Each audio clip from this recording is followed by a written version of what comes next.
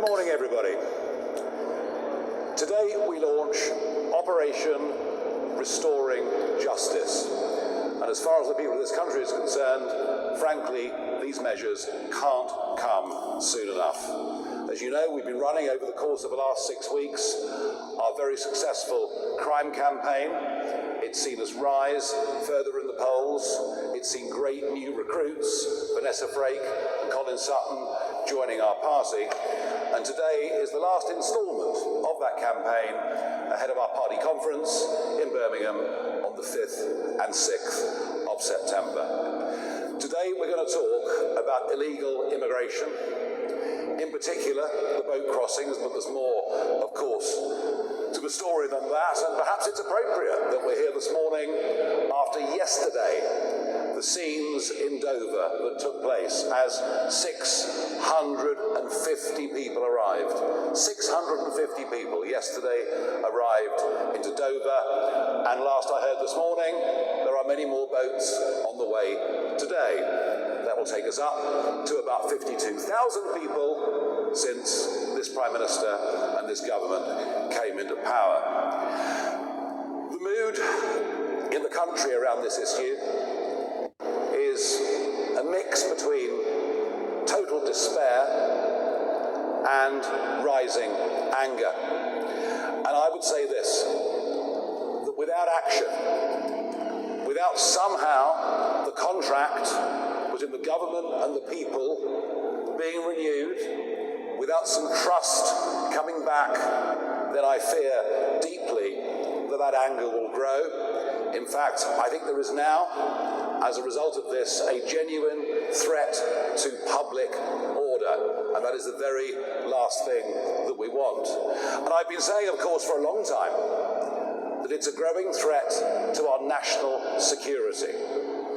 And we've seen just recently some arrests made of people that came by boat, and they are suspected of being involved in some form of terrorism. Huge numbers of undocumented young males who throw their passports and iPhone into the English Channel when they get to the 12-mile line, something that I've been out and filmed. These huge numbers of people do constitute a threat. And I suppose the growing anger in the country over the course of the last few weeks is a cultural one, in the sense that many of these young men come from countries in which women aren't even second-class citizens. And frankly, the public have now just had enough. And what began as a protest of mothers and concerned citizens outside the Bell Hotel in Epping has now spread right across the country. And all of it really poses one big fundamental question. Whose side are you on? Are you on the side of women and children being safe on our streets? Or are you on the side of outdated international treaties backed up by a series of dubious courts? The Channel crisis began with a trickle of dinghies in 2018. The numbers in 2018 and 19 were very small indeed. But I began to realise in early 2020 that virtually nobody that came via this route was being deported. They would have been, even in Tony Blair's government time. If you'd done that, you would have been deported, no question about it. And so in early 2020, I repeatedly went out into the English Channel, filming what was going on, saying you may as well put a sign on the White Cliffs of Dover saying everyone welcome. And unless we start deporting people, I predicted this would turn into, and yes, I use the word, invasion. But 180,000 people later, what other word could possibly describe what has been going on? It is an invasion, as these young men illegally break into our country. Well, I did my best in 2020. I warned everybody. I said, unless we deport, the crisis will worsen considerably. But But I'm afraid that the Conservative government, for the first few years, did literally nothing. Literally nothing. And then belatedly, they put in place a Rwanda plan, they put in place legislation, but none of it could work because they hadn't got the courage to face up to the legal obstacles that made sure, despite spending huge amounts of money on these plans, that nothing was actually going to happen.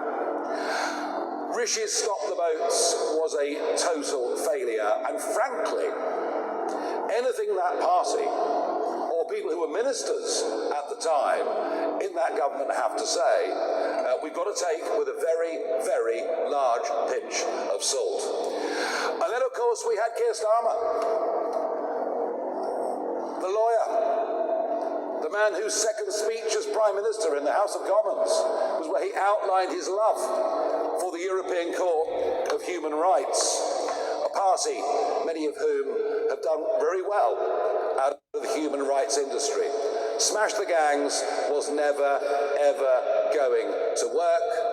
And even as we speak, despite the £800 million we've given the French, even as we speak, there are French naval vessels escorting these boats across to a 12-mile line where they'll be picked up by Border Force or our volunteers for the RNLI if it's a busy day and Border Force simply can't cope. And now what happens is the French give them all life jackets. And when they're picked up by Border Force give the life jackets back to the French so they can reuse them on the next journey. I mean, we're literally witnessing two governments colluding in their support of criminal activity. Well, this issue has become a scourge of modern Britain. Just think about the hotels. Think about the houses of multiple occupancy, and not just the cost of it, but think how unfair that is. Unfair to the 1.3 million British people currently on the social housing list. Unfair to those who have legally made their way into the United Kingdom. It's unfair. And the cost, frankly, is eye-watering. Official figures show the whole thing costs about £7 billion a year, but that doesn't account for the massive scale of operations in the English Channel every day. It doesn't account for the amount of police time and court time that is taken up with crimes that are committed by those who frankly shouldn't be here and have come illegally. Our proposals will save, over the course of the next decades, tens and possibly even hundreds of billions of pounds. By the end of a first Parliament, we will have saved a huge amount of money. I understand the public have had enough of this, but here's what we have to do to make Operation Restoring Justice actually work. We have to leave the ECHR. No ifs, no buts. It may have been a good idea 18 years ago. Frankly, it isn't today. We have to repeal the Human Rights Act of 1998, brought in by a Blair government, many of whose families seem to do rather well off the back of it. We will, for a 5-year period, disapply the 1951 Refugee Convention and any other barriers that can be used by lawyers in this country to prevent deportations, to prevent the right thing from happening. We'll create a legal duty for the Home Secretary to remove those that come illegally. And crucially, we will detain all illegal migrants who come, and we will do so immediately. The only way we will stop the boats is by detaining and deporting absolutely anyone that comes via that route. And if we do that, the boats will stop coming within days, because there would be no incentive to pay a trafficker to get into this country. If you come to the UK illegally, you will be detained and deported and never, ever allowed to stay, period. That is our big message from today, and we're the first party to put out plans that could actually make that work. We will stop the boats from coming. There'll be no more incentive to pay traffickers.